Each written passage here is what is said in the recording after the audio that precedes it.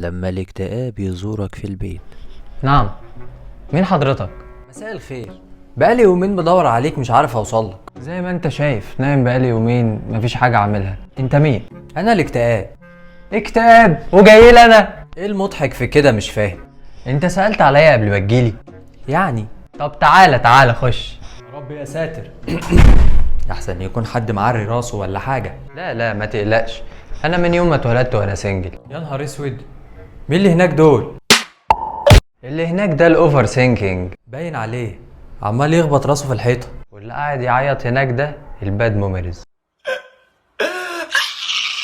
ده حاله يصعب على الكافر. ما انا كل ذكرياتي مؤلمة. لا حول ولا قوه الا بالله. مين اللي عمال يلف حوالين نفسه ده؟ لا ده الروتين، ما تركزش معاه. شفت بقى، في موزه هناك اهي شقي. يا عم مزة ايه دي الوحدة، ودي الوحيدة اللي ما بتسيبنيش وقاعدة معايا.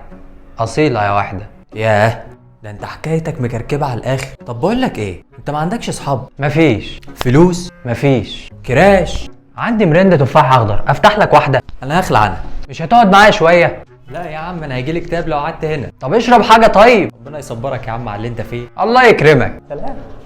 في حفظ الله.